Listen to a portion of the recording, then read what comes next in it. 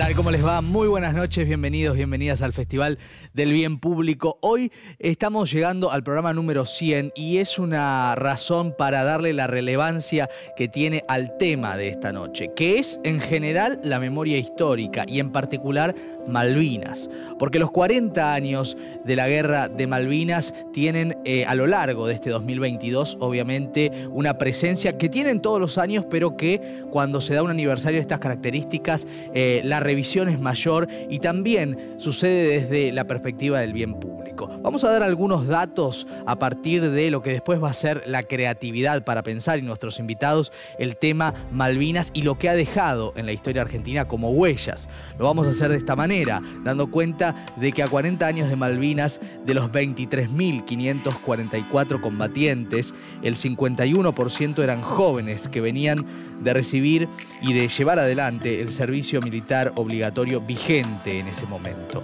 Casi el 70% de los argentinos que murieron en Malvinas tenían menos de 25 años. Tremendo esto.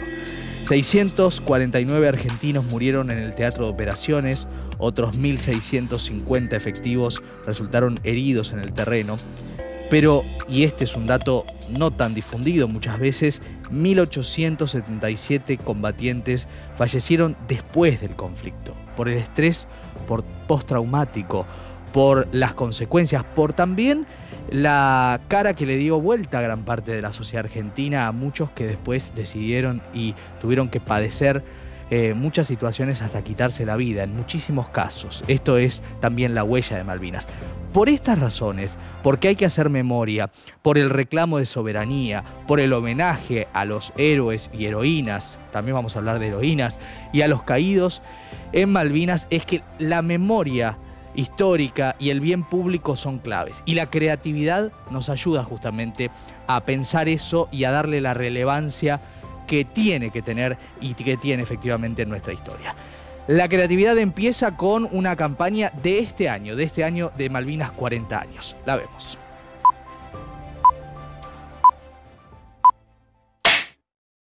Yo tuve dos hijos. El hijo mayor, Marcelo, quedó en Malvinas. La vida nos llevó a enfrentar esto. El resto fue la lucha que hasta hoy continúa. Una lucha contra el olvido, una lucha contra el desconocimiento. Esa es la otra batalla.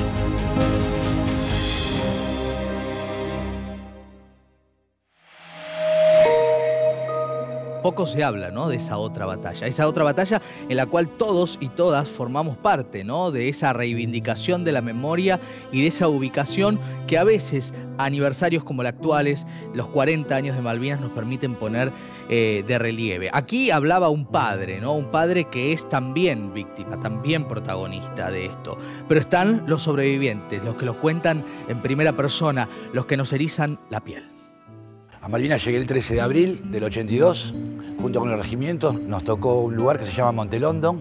Fui gravemente herido el 11 de junio, que fue viernes a la noche, y mi compañero de posición fue muerto. Mi lucha fue después de Malvinas, cómo tratar de recuperarme. La guerra me dejó heridas muy grandes, pero hay heridas que no podemos olvidar. Las heridas del anonimato. Esa es la otra batalla.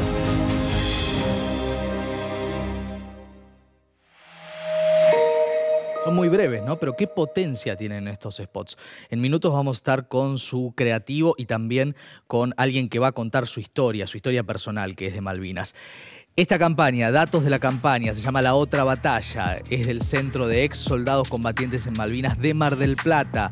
Está bueno que sea federal también. La mirada del bien público. Argentina 2022, la agencia Amen News. El formato es video, es gráfica y busca visibilizar la causa Malvinas y mantener viva la memoria. Importantísimo, ¿no? Importantísimo el trabajo de la creatividad, del bien público, de esto que quizás llega desde otro lugar, ¿no? Con la brevedad y la potencia de lo breve en el tiempo que estamos viviendo y también con esa necesidad de llamar la atención, esa necesidad de que nadie mire para otro lado, como ya ha pasado, sino que se libre esta otra batalla. Uno más antes de la charla con aquellos que nos van a contar mucho en profundidad sobre este tema. El sentimiento más lindo que tuve era en la infancia y adolescencia, que era jugar a la pelota con mis amigos. No me había dado cuenta en ese momento qué tan importante y qué tan lindo era ese momento. Me di cuenta cuando me estaban por quitar la vida. Y la batalla la pude ganar gracias al deporte. Esa fue mi manera de ganar la otra batalla.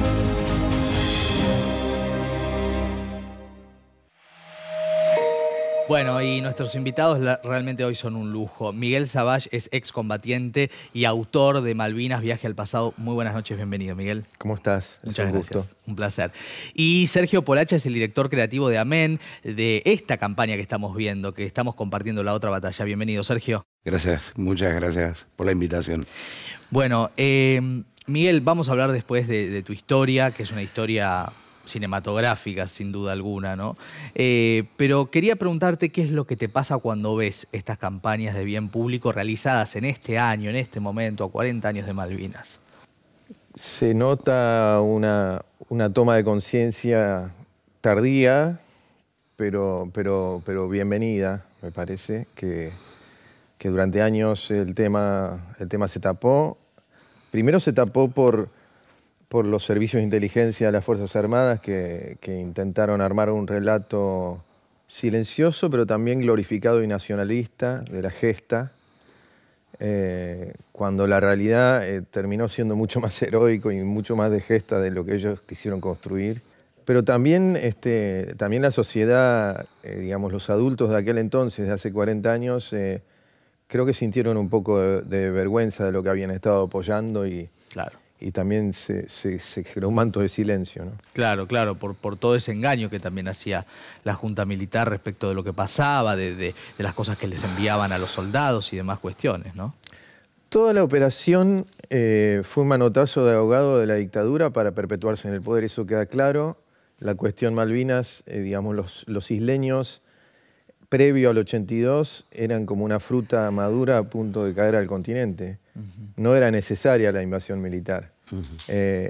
Los isleños tenían muy poca atención por parte del Reino Unido, tenían, digamos, una cosa buena que hizo la dictadura era incluirlos con becas para estudio, había maestras argentinas, había un vuelo del ADE semanal, había YPF, había gas del Estado, y los isleños venían a educarse y por salud al continente, es decir, que era cuestión de un poquito más y se evitaba. ¿Cómo fue darle el tono, encontrar la campaña, ¿no? Porque es un tema Malvinas sobre el cual, si bien hemos hablado poco respecto a lo que es memoria histórica, se ha contado muchas veces al mismo tiempo. ¿Cómo fue encontrarle el eje para esta campaña que tiene varios spots? Fundamentalmente desde el concepto. O sea, primero encontrar el concepto de qué íbamos a tratar y de qué íbamos a hablar. Y el concepto fue La Otra Batalla. La Otra Batalla fue lo que generó el kilómetro cero para andar luego por los testimonios y la idea.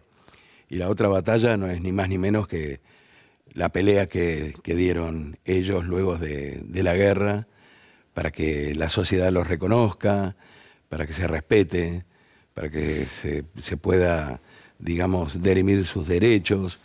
Y sobre todo lo que dice él, el valor histórico y heroico que han tenido. Entonces La Otra Batalla se trataba de eso.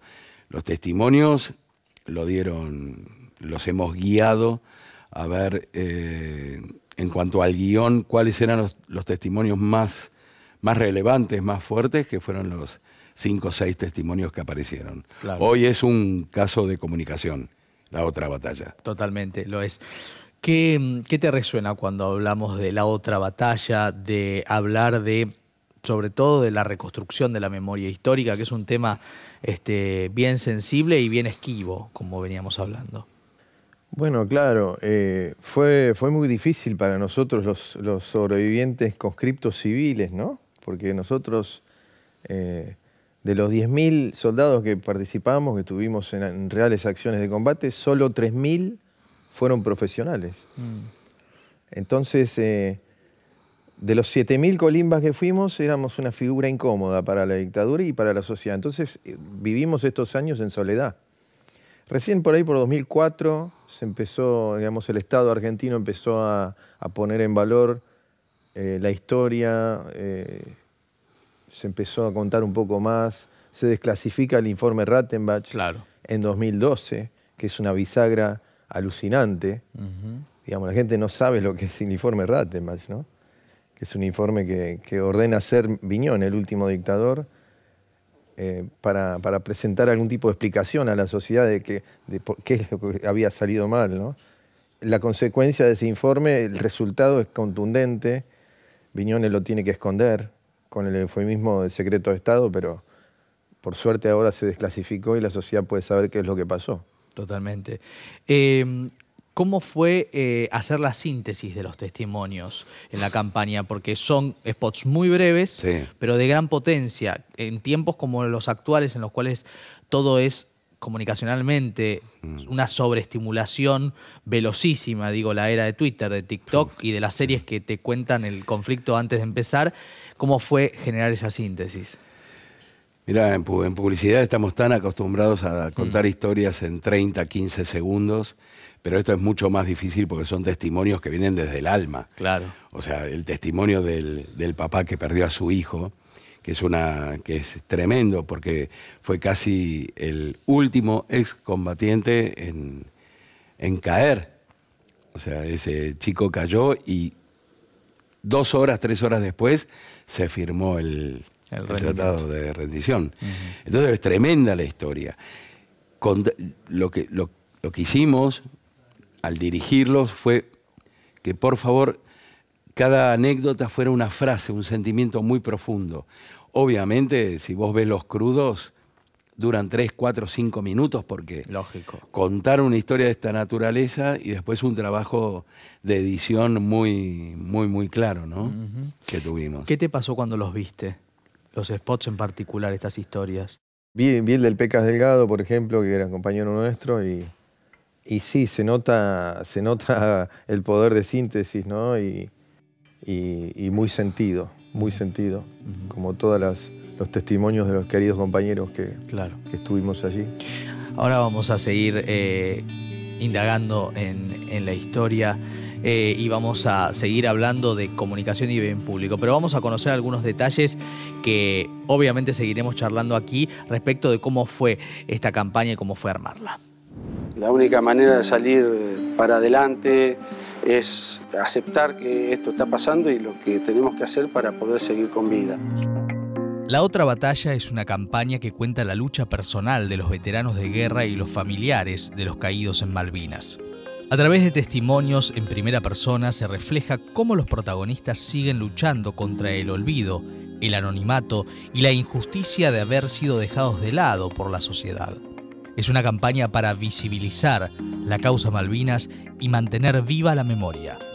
Fue lanzada en el marco de las actividades por los 40 años de la guerra y contó con distintas piezas gráficas y spots audiovisuales.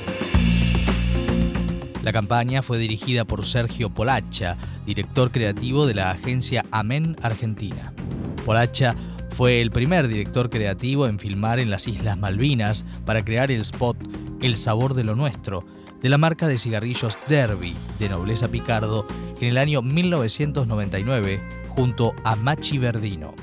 La idea de realizar este comercial en las islas sintetiza el posicionamiento de Derby. La banda de sonido fue realizada por The Music Agency, dirigida por Dani Verdino, quien también musicalizó el spot de Derby El sabor de lo nuestro.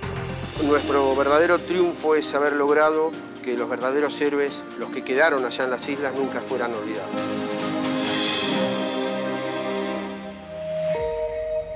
Sergio, fuiste en el año 99, como contábamos recién. Sí. Te pregunto cómo fue aquella experiencia y me imagino que quedó algo latiendo ahí, ¿no? Que de alguna manera tiene un cierre o una concreción en esta campaña, ¿no? Es tal cual vos lo decís.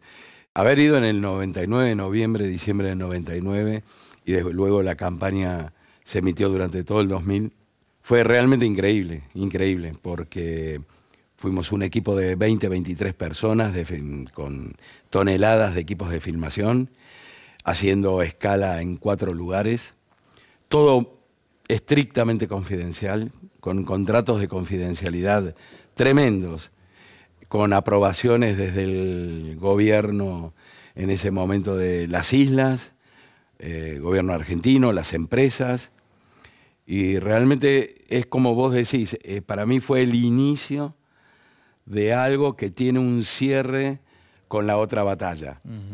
Eso me creó mucho vínculo, yo estuve como 15, 16 días allá. Ah, un montón. Sí, la verdad que estuvo muy, muy bueno convivir, hablar, charlar, compartir. Claro. De hecho, hicimos en esa época una fiesta, reunión, celebración de fin de filmación con todo música argentina en la casa de un isleño y realmente vos vivías que se podía haber una cierta convivencia.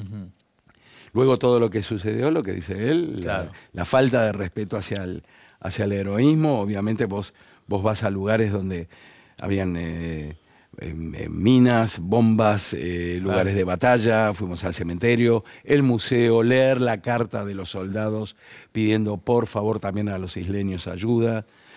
En fin, fue muy fuerte. Y esto cierra para mí como profesional de la comunicación y para todo el grupo que acompaña esto. La otra batalla es creada por el grupo que llamamos LOB, que es un grupo en Mar del Plata con finalidades benéficas para campañas de bien público ad honorem. Bien, qué bueno lo que contás. ¿Cuál fue tu otra batalla, Miguel?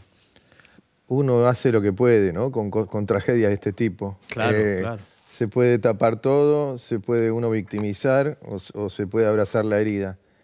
Yo, en principio, tapé todo 20 años. Mira. Había ingresado en agronomía en La Plata y por efecto del estrés no pude estudiar. Claro. Trabajé como viajante de comercio en el interior y decidí radicarme en Venado Tuerto, donde puse un negocio de venta de artículos rurales y armé una vida haciendo de cuenta que no me ocurrió Malvinas. Claro. De hecho, en 40 años nunca concurrí a un acto, un 2 de abril. Eso pasó durante 20 años. 20 años en principio de 2002, con la crisis del 2001. Claro. Yo era un empresario medianamente exitoso y me estoy fundiendo, ¿no? Y tengo mi primer pesadilla de combate. Wow. Donde revivo con precisión cinematográfica la mañana del 12 de junio, Montelongdon, los ingleses ya habían tomado la cima y los próximos argentinos somos nosotros y nos están lloviendo toneladas de fierro caliente. Estamos en un pozo que era para 3, nos metemos como 7 porque no se podía estar. El pozo está temblando. Esto lo estoy reviviendo en la pesadilla. Tremendo. Yo era el único que sabía rezar, estoy desesperado rezando el rosario. Mis amigos me acompañan, imágenes de mi primera infancia con mi vieja. Y en esa instancia, en la pesadilla, me suena un celular. No había celulares en el 82, ¿no? Claro, claro, se mezclan los tiempos. Era el gerente del banco, que me dice, te estoy cerrando la cuenta en 2001. Ay, ay, ay. Ese día fue un día bisagra, porque claro, es donde me doy cuenta de que solo no puedo, con esa mochila, no puedo seguir actuando que no me ocurrió. Claro, claro. Y decido pedir ayuda psicológica por primera vez. A 20 años con, a 20 años. Con la explosión de esa vida que vos te habías armado de alguna manera y con todo respeto para tapar. Para negar, ¿no? Para tapar. Porque es una de las reacciones sí, y obviamente no hay ningún juicio, es una reacción que todos tenemos los seres humanos para sobrevivir, es un instinto de supervivencia. La mente es un instrumento maravilloso a veces de autoengaño, ¿verdad? Sí. ¿Y qué pasa después de eso? Bueno, ahí arranca un alucinante camino sanador que fue poner en palabras el espanto, tímidamente empezar a dar algunas charlas y termina en 2010 cuando puedo finalmente escribir mi libro. Claro. Y ahí es donde me saco la historia del cuerpo. Claro. Vos sabés que el libro de la ansiedad de sacarme esa historia, de hacerla colectiva, sí, ni siquiera busqué editor. Lo puse gratis online durante 10 años. Claro, claro, porque iba más allá. Y esto... Me trasciende de todos los argentinos. Claro, claro. Totalmente. Quiero, en relación a esto que decís, una observación. Hemos hecho un programa nosotros de memoria histórica aquí en el Festival del Bien Público con varios temas de la humanidad y de la Argentina 1 Malvinas, ¿no? Y hablábamos de la obra Campo Minado, una obra impresionante de Lola Arias, y vino Rubén Otero, uno de los sobrevivientes que actúa, porque actúa de él mismo, pero actúa en la obra. Y una de las cosas que contaba es que cuando los ingleses llegaron no podían creer cómo Malvinas estaba en todos lados, cómo Malvinas se había transformado en un fenómeno que nos atravesaba en cuerpo y en alma. Y justamente, como disparador de la charla que vamos a seguir teniendo, esta campaña que hizo YPF que da cuenta de eso, ¿no? Que da cuenta de eso, y la hizo naturalmente con la conmemoración de los 40 años de Malvinas.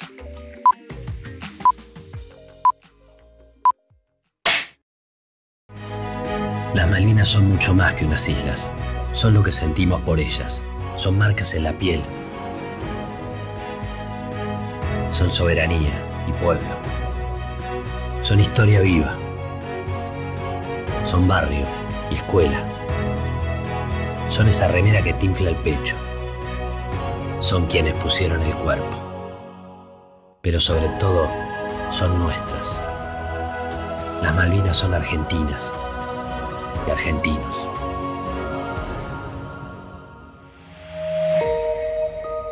En cuerpo y en alma, ¿no es cierto? ¿Qué te pasa cuando Malvinas es un fenómeno que, y sobre todo le pregunto a ese Miguel de esos 20 años que no quería ver lo de Malvinas, porque digo, Malvinas está en todas partes, incluso para los que no quieran recordarlo o no puedan recordarlo? Me pasa, por eso empecé a dar charlas y escribir el libro, porque me pasa que gran parte de la sociedad digamos, se aferra a un poco al relato épico de la gesta que construyeron los servicios de inteligencia, ¿no? Claro. Y me pasa que cuando cuento la realidad de lo que fue, digamos, conscriptos civiles, con pérdidas de peso de 22, 30 kilos, enfrentando al 3 de paracaidistas, que son el ejército más profesional del mundo, después de 2 meses con temperaturas antárticas, con jefes jodidos que eran la dictadura, con un montón con todo en contra, y habiéndonos quedado a pelear y siendo elogiados por los ingleses después en el Canberra, me doy cuenta que termina siendo mucho más heroico que el relato ese de Villiquen que los milicos intentaron construir. Tremendo. Ahora, ¿el Canberra en tu historia reaparece 30 años después?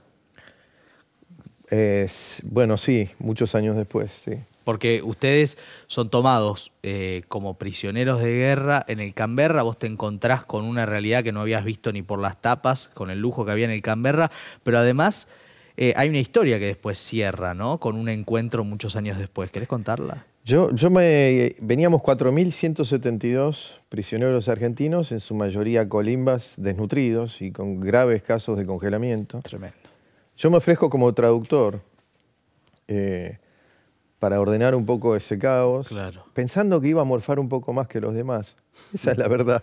Claro. Y termino no durmiendo casi durante una semana, traduciendo en quirófano las operaciones a mis compañeros heridos, la sala de prensa, estaban todos los medios británicos, la BBC, que no salían de su asombro de encontrar un conscripto argentino que les contara quién había sido ese grupo de pendejos argentinos que habían enfrentado a los paras. Y me hago bastante compañero de tareas del soldado inglés que me iba llevando, que se llamaba Mark Burnett. Y Burnett es mi apellido materno. ¿En serio? Sí. Mi vieja se llamaba Jean Burnett. Ah, la. Eran inmigrantes escoceses que llegaron en 1838 a la Argentina, a Chascomús. Encontrás esta coincidencia de apellido que me imagino que no habrá sido a tu sensibilidad un dato menor en ese contexto, ¿no? No, además era un tipo muy histriónico, tenía solo 21 años, era un cabo. Claro. Y yo era un colimba argentino y juntos empezamos a ordenar ese caos. Pero cuando nos damos cuenta que en el mismo barco venía el 7 de la Plata con el 3 para inglés, que nos habíamos enfrentado en Longdon, donde nosotros habíamos matado a sus amigos y ellos a los nuestros, nos miramos como diciendo, acá nos cagamos a trompadas. Claro. Y nos sorprendemos de ver a grupos de 2 o 3 de mis amigos charlando con 2 o 3 ingleses. con una enorme curiosidad y respeto, se estaban preguntando cómo había sido el otro lado. Impresionante. Y ahí nos damos cuenta que las guerras son anónimas. Totalmente. Claro. Que cuando uno le pone cara Totalmente. al supuesto enemigo, el concepto enemigo se cae a pedazos. Claro, claro. Sí. En todo caso son los que dan las órdenes, los Exacto. enemigos, ¿no es cierto? Y te quiero preguntar respecto de esta cuestión, ¿cómo cierra esta historia? Bueno, con Burnett terminamos en Puerto Madryn. Él me regala 2 naranjas como despedida. Y intento darle el teléfono, no puede porque recibió órdenes. Pasan 27 años, estoy dando una nota para la CBC, que es la televisión pública de Canadá, Sí. y cuento esta historia. La periodista me dice, ¿vos tenés idea quién es Mark Burnett? Es el tipo más poderoso del cine y de la televisión mundial. Es el presidente de MGM, es el productor de Survivor, es el productor de La Voz. de La Voz en todo el planeta, es el productor de Luis Miguel, la serie en Netflix, Vikingo, Fargo, bueno, multipremiado, multimillonario Mark Burnett. Entonces, le escribo un email, ¿no? Pensando, con 2 o 3 cositas que solo yo podría recordar, ¿no? Claro. Dentro de esas anécdotas que le pongo es cuando puso a lavar los baños a un sargento que nos había maltratado allá. Mirá. Entonces, al día siguiente me contesta, llorando frente a su computadora, Wow. diciendo que ese encuentro con nosotros le cambió la vida para siempre, Qué bárbaro. que abandonó el ejército inglés por eso Qué historia. y que se acordaba de las naranjas que me había regalado. Y me estaba invitando a su casa, Sí. Y fuiste. viaje que terminamos haciendo con mi esposa en 2015. ¿Y qué pasó? Bueno, llegamos a mi primer viaje a Estados Unidos, llegamos a Los Ángeles, nos quedamos en un Airbnb bastante modesto en Santa Mónica. Me levanté temprano esa mañana y fui a un supermercado y compré 2 naranjas. Entonces llevé unas fotos de London, de mis regresos, unos rosarios, porque ellos son muy católicos, y vamos a su mansión en Malibu, California. Sí. Y estaba toda su familia, su mamá, ¿no? Y yo había llevado el pasaporte de mi vieja porque dije, no me van a creer que es el mismo apellido. Claro, claro. Entonces mi vieja Jean Burnett con el pasaporte lo tenía guardado, ¿no? Y cuando saco las 2 naranjas, estaba su mujer, Roma Downey, que es una actriz muy conocida, sus hijos, y íbamos a almorzar. Cuando saqué las naranjas, ahí se emocionó y les empieza a contar a toda su familia quién era este prisionero argentino que le había cambiado la vida, que lo hizo dejar el ejército, y básicamente les estaba diciendo, estamos hoy acá por esta persona. Impresionante. Increíble. Impresionante. Impresionante. Y la vuelta. Y la vieja, mirá esta, la mamá de 85, viene y me saluda emocionada y me dice, bueno, él me contó siempre esta historia, vamos a almorzar, yo soy Jean Burnett. Y le digo, es el mismo nombre que mi vieja. Increíble. Exacto el mismo nombre. No puede ser, y sí, tengo el pasaporte. Increíble. O sea que era algo que, si uno cree en el destino, estaba predestinado a encontrarse, a cruzarse o a marcarlos a los dos, cuanto menos de por vida, como pasó. Ahora, la pregunta que habría que hacerle al señor es ¿para cuándo la adaptación de esta historia? No se la puede perder si es un gran productor. No. Te produce Sí, algo. me dijo algo acerca de eso. Claro. Lo que pasa es que él entiende que es un tema muy sensible todavía en la Argentina, ¿no? Entonces, no sé si se quiere comprometer. Bueno, tremenda historia, ¿no? No, tremenda. Vamos a ver otro spot del cual vamos a seguir hablando para tomar un poquito de aire después de todas las emociones que nos trae esta historia, ¿no?, que acabamos de compartir.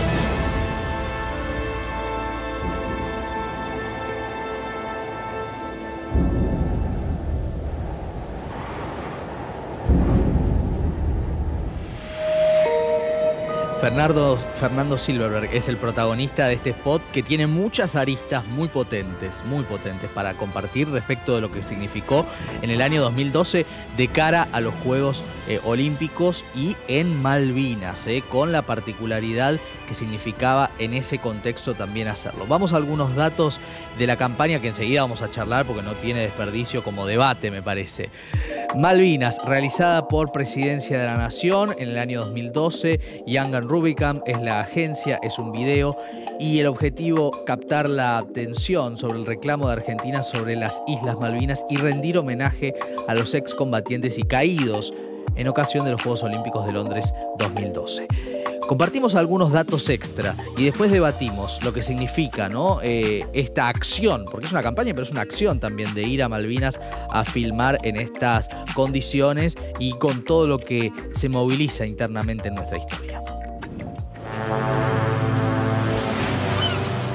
Con dirección general creativa de Martín Mercado y producido por Fly Films y la agencia Young and Rubicam, este spot fue presentado para apoyar a la Argentina en el marco de los Juegos Olímpicos de Londres 2012. Ese mismo año se cumplían los 30 de la Guerra de Malvinas. Fue protagonizada por Fernando Silverberg, quien en ese momento era jugador del seleccionado masculino de hockey sobre césped. Federico entrenó durante 7 días en las Islas Malvinas sin hacerse notar y mientras 2 directores lo filmaban día y noche. El atleta contó que el video se filmó durante una maratón que se llevó a cabo en las islas. Justamente se eligió esa fecha para disimular. En el día del lanzamiento, el nombre del atleta, Federico Silverberg, se volvió trending topic. En solo unas horas, muchos medios de todo el mundo hablaron sobre el spot, lo que obligó al canciller británico a hacer declaraciones. Además, Young y Rubicam, agencia de capitales británicos, acusó a su filial argentina de comportarse de una manera inaceptable y emitió un comunicado solicitando al gobierno argentino que deje de emitir el spot. Con este spot se cumplieron los objetivos planeados, ya que se logró que el mundo, incluido el gobierno del Reino Unido, hable de Malvinas a 30 años de la guerra.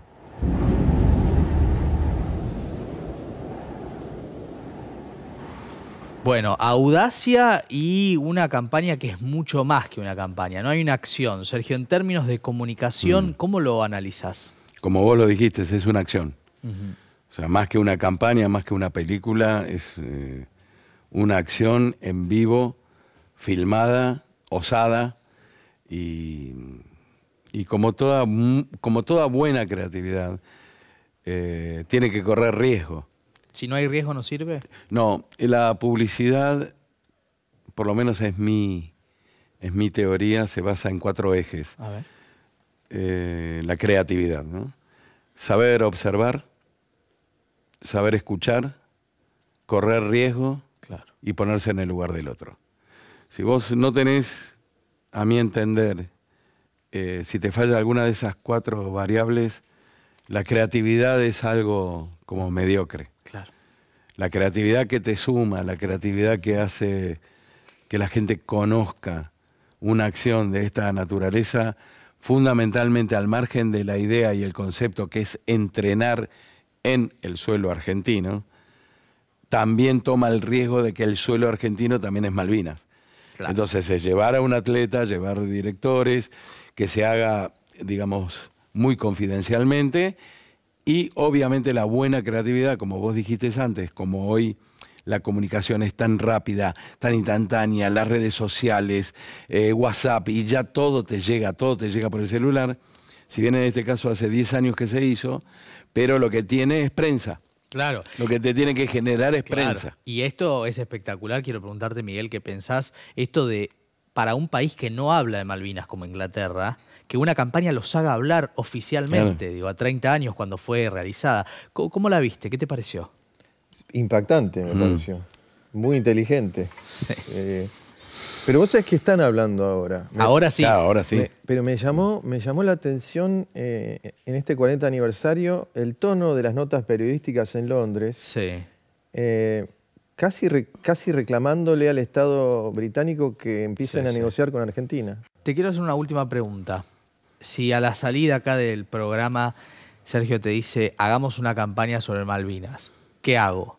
¿Qué le decís? ¿Qué se te ocurre? ¿Qué falta decir? ¿Desde qué lugar? Yo creo que la idea de volver a la relación que teníamos con los isleños previo al 82. Es muy buena. Tratar de restaurar, de reparar el enorme error geopolítico de la dictadura. Interesante, ¿eh? Para poder Vamos a hacer esa campaña entonces. Bueno, Miguel. ahí está. ¿Viste? Armamos creatividad desde la televisión también. Gracias, Miguel. Muchas gracias. Gracias, Sergio. Por favor, un placer.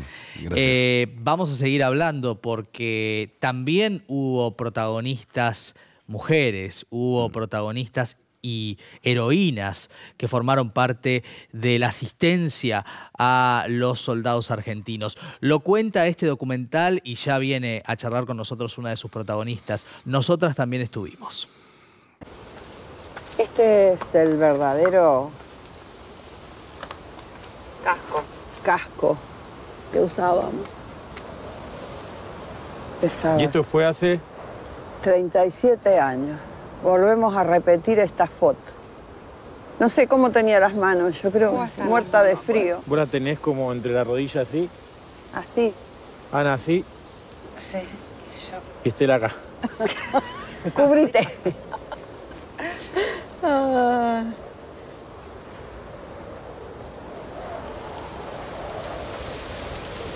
Otra lucha. Otra lucha. Sí. Pero no sé cuál era peor, porque allá sabíamos el enemigo. Acá todavía no. Todos los días descubrimos uno nuevo. Seguimos juntas. Sí. Por algo hicimos esta foto. Yo siempre digo que por algo suceden las cosas.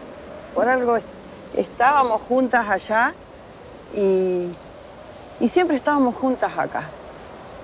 Y 37 años después seguimos juntas luchando para que no nos olviden.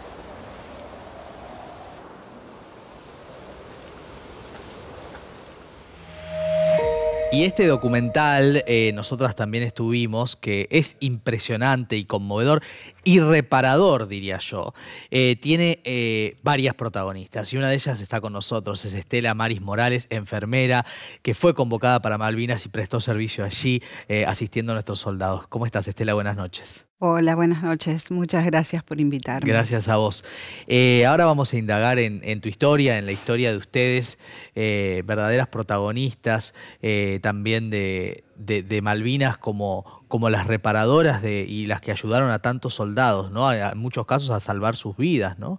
Pero quiero arrancar por lo que venimos conversando en el programa, obviamente también vinculado a Malvinas, que es las diferentes piezas publicitarias de bien público, en este caso sobre Malvinas, que venimos viendo. ¿Qué te llamó la atención? ¿Qué te gustaría destacar de lo que vimos? Yo creo que la historia de los que estuvieron allí es valorarlo, es mostrarlo a la luz. Creo que está bueno para la sociedad que entiendan que hay diferentes historias, diferentes experiencias de cada uno. Eso hay que mostrarlo. Hay que recordar, hay que reconstruir, ¿no? Hay que reconstruir la memoria. Y ustedes también estaban invisibilizadas, ¿no? De hecho, el título ya del documental lo dice, una historia que no trascendía tanto. ¿Cómo fue poder contarlo y que se conociera a través de un documental la historia de ustedes? Bueno, nuestra lucha, nuestra batalla, después que terminó, comienza la segunda batalla por nuestra visibilidad, levantar esa bandera por la visibilidad de la mujer, porque nos dimos cuenta que no se hablaba de las mujeres, claro. No se hablaba de la mujer enfermera, claro, que estuvo allí presente. Y creo que eso nos impulsó y dijimos, pero ¿cómo? ¿Por qué nosotras no estamos? Claro. Si nosotras también estuvimos. ¿Por qué no figuramos en los libros? ¿Por qué no se habla de las mujeres? ¿Por qué no se habla de la enfermería? Y la enfermería estuvo allí. Claro, como veteranas de guerra. Claro, y estuvo la enfermería allí cumpliendo su labor. Claro.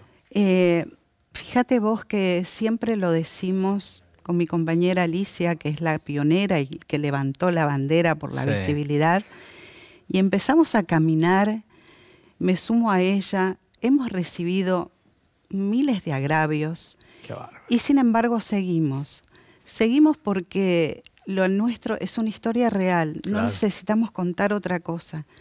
Estar ahí después de 37 años creo que marcó en nosotras también, en nosotras un antes y un después, porque la sociedad se dio cuenta, comenzó a entender por qué hablábamos, por qué contábamos, por qué no nos animábamos al principio, porque esta era una lucha contra el silencio, contra el olvido. Hablando de la historia y hablando de conocer esto, ¿cómo fue tu experiencia como enfermera en Malvinas? Nosotras estuvimos en Comodoro Rivadavia, es un suelo argentino como Malvinas, estuvimos en Continente y allí creo que todas sufrimos lo mismo, el desarraigo familiar. Estábamos en una situación ordenadas, fuimos ordenadas a estar ahí, éramos militares, enfermeras militares, salimos del Hospital Aeronáutico Central aquí en Pompeya y en ese momento es que estuvimos desde los inicios hasta el final. Digo hasta el final porque nosotras estuvimos armando ese hospital de campaña que estaba ubicado en la cabecera de pista del aeropuerto de Comodoro y allí estábamos para comenzar a recibir y atender y contener a los heridos. Porque... Contener, no se habla de eso tampoco, ¿eh? No se habla de la contención y fíjate vos que es una de las funciones primordiales y la vocación de la enfermería, porque no solo está para atender, sino que es el nexo, aunque uno no lo entienda, la enfermera y el enfermero, por supuesto, es el nexo entre el médico y el paciente y el familiar. Y en ese momento creo que era necesario la presencia de nosotras para recibir a los heridos, para recibir a ellos, a estos jóvenes, ¿no?, que llegaban de este infierno. Porque se notaba en la mirada que llegaban de un infierno. Claro que sí. Y el documental de Federico Strifeso es realmente clarísimo en este sentido, ¿no? Así que gracias por habernos acompañado.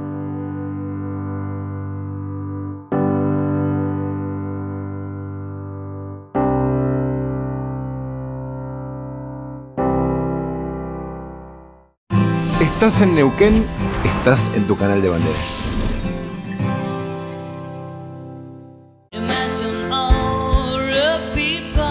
Imagina a toda la gente. Beto, el maestro, el referente, el gran amigo de la música y de todo el país. Un camino para correr.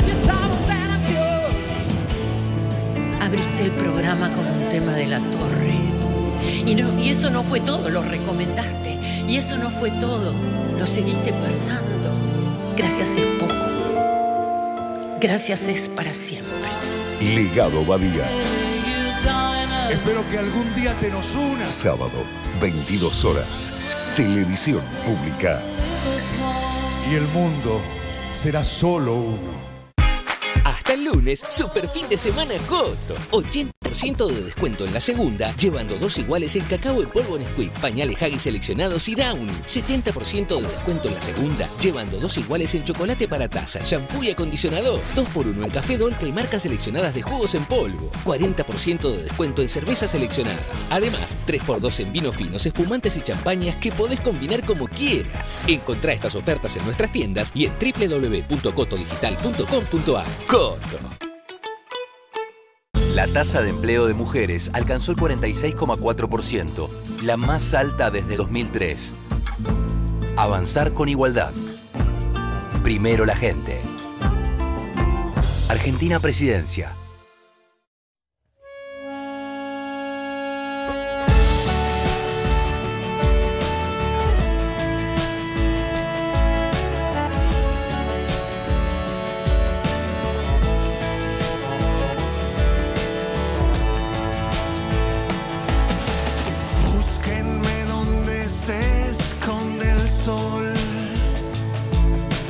Donde exista una canción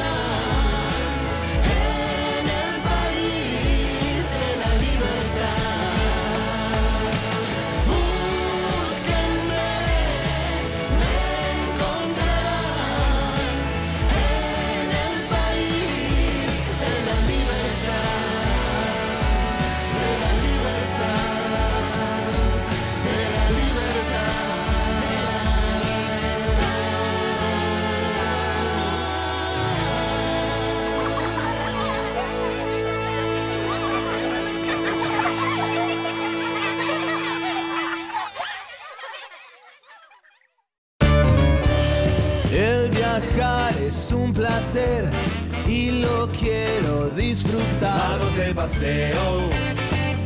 Cenelis Mareos. Cenelis Mareos. El viajar es un placer. Desde Roma, una entrevista exclusiva de Bernarda Llorente. Esto que vemos ahora como la guerra, porque nos toca de cerca, una guerra lamentablemente es la crueldad al día, ¿no? En la guerra no se baila el minué, no, eso no. En la guerra se mata. El Papa y la guerra, la desigualdad, el cambio climático. Encuentro con Francisco. Domingo, 22 horas. Televisión Pública. Horror y misterio. 10 libros que te acelerarán el pulso y aumentarán tu adrenalina. Los maestros del terror te invitan a un encuentro con el miedo. Frankenstein de Mary Shelley, los relatos macabros de Edgar Allan Poe y muchos más. Primera entrega, vampirismo y otras historias siniestras de E.T.A. Hoffman a solo 599,90.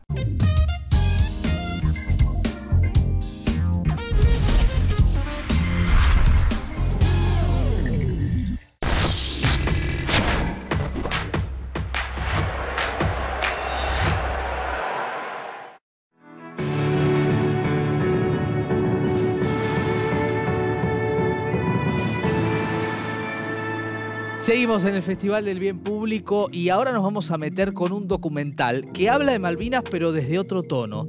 No desde el tono de la angustia que nos generó la guerra, del dolor, sino desde permitirse el humor y en varias ocasiones y desde varios recursos. Telma, el cine y el soldado se llama este documental. En minutos hablamos con su directora. Yo tengo 3 sueños. Vestirme de bailarina clásica, bueno, no, ya lo hice, eso, ya me desplacé. Subir a una grúa, encontrar al soldado, al Tano. Está dirigida a mi hija, señorita Liliana Vázquez, Apostadero Naval Malvinas. Y yo escribí una carta a nadie, a un soldado, no había nombre, no había nada. Tendríamos que hacer como tipo investigación. Una película. Ay. Están locas. Y lo quieren buscar, que lo busquen. Buscando. Oye, mira qué me pasó. ¿Y el marido qué dirá? Nada, creo que nada. No lo hablé. ¡Claudio!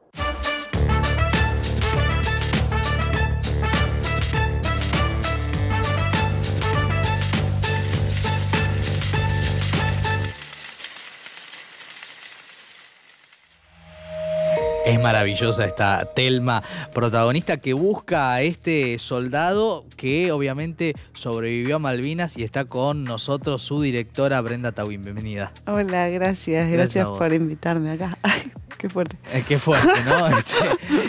Brenda, escúchame, ¿cómo es que encuentran esta historia? Que es increíble, porque hablar de Malvinas, de una esfera de Malvinas, desde otro tono, desde poder sonreír, desde hasta el sentido del humor de esta búsqueda, ¿no? Que es toda real. Claro, sí. Bueno, me pasó que me encontré con Malvinas así muy de costado porque yo llevaba a estas jubiladas que vieron estas señoras al cine. Era un grupo de jubiladas con las que iba al cine. Íbamos una vez por semana y durante muchos años hacíamos eso. Íbamos al cine y después charlábamos sobre las películas, que también era un poco una excusa para relacionarnos, para compartir momentos. Y en esos encuentros, un día Telma cuenta la historia que su hija en el 82 manda una carta a Malvinas. En ese momento la hija Lili tenía 15 años, contesta un soldado de 19 años y empiezan un vínculo por carta. Nos cuenta la historia, nos cuenta que la comunicación se ve interrumpida, entonces no saben qué pasó con él y trae la carta del grupo de jubiladas del cine. Entonces ahí la emoción fue compartida y enorme. Y dijimos, bueno, ¿por qué en vez de ser siempre espectadoras de cine no probamos de que sean las protagonistas y que la película sea la búsqueda de este soldado, a ver si lo podemos encontrar y reencontrar con la hija de Telma, claro. Lili. Así comienza. Así comienza. Y tiene además el documental cosas muy graciosas que se ven, no spoileo nada, que es que hasta hacen un casting para ver cómo se vería el soldado hoy. O sea, tiene una desfachatez maravillosa el documental también. Sí, es que nos permitimos que fuera muy lúdico. Queríamos como disfrutar de este proceso de hacer una película con ellas y yo les preguntaba cosas como eso, ¿cómo se lo imaginan? Y las respuestas me parecían increíbles, inesperadas. Y como una me decía, yo me lo imagino gordo, viejo, pelado. Yo me lo imagino de 19 años, vestido de soldado. Yo me lo imagino morocho. Y dijimos, bueno, veamos, pongámosle cara a esta persona que era la persona que estábamos buscando y mientras tanto imaginárnoslo, pero así como un juego muy de cinematográfico también. Total. Incluso está en la trama, todo esto es real, insisto, la hija de Thelma, que es la que se mandaba las cartas, y el conflicto con su actual pareja, que dice, ¿cómo vas a buscar a alguien que te gustaba cuando eras joven? No sea cosa que lo encuentres y... No, eso es maravilloso. Lo encuentran al final. Ay, esa es la parte... Bueno, sí, si se puede decir, lo decimos. Pero vengan a ver la peli. Obvio, no, la película es imperdible, más allá de que uno pueda conocer o no el final. Claro, pero sí, lo maravilloso es que se genera ese encuentro tan esperado después de 40 años. Es increíble. La emoción que tuvimos cuando sucedió este encuentro fue, o sea, indescriptible. Fue indescriptible. Claro. Y además también con todo lo que ellas van llevando a lo largo de la película, esa tenacidad de la búsqueda, ¿no? Que es un tema también muy argentino, ¿no? Muy argentino. Pasa eso, como hay mucho de barrio presente, mucho de familia que come, que charla, las amigas. Hay algo como del cine argentino, me parece también. Como me han dicho, me has acordado de Esperando la Carroza. Tiene Esperando la Carroza. Claro, sí, y es documental, porque ellas son así de verdad. Son así, sí. Eso es lo que está bueno, como que el barrio está muy presente. Total. Bueno, no se la pierdan. Thelma, el cine y el soldado. Brenda, felicitaciones y gracias. No, gracias. Espectacular. La verdad que contar Malvinas de un lugar inexplorado, uno lo celebra y además no deja de estar súper a la altura de lo que tiene que ver con Malvinas y nuestra memoria.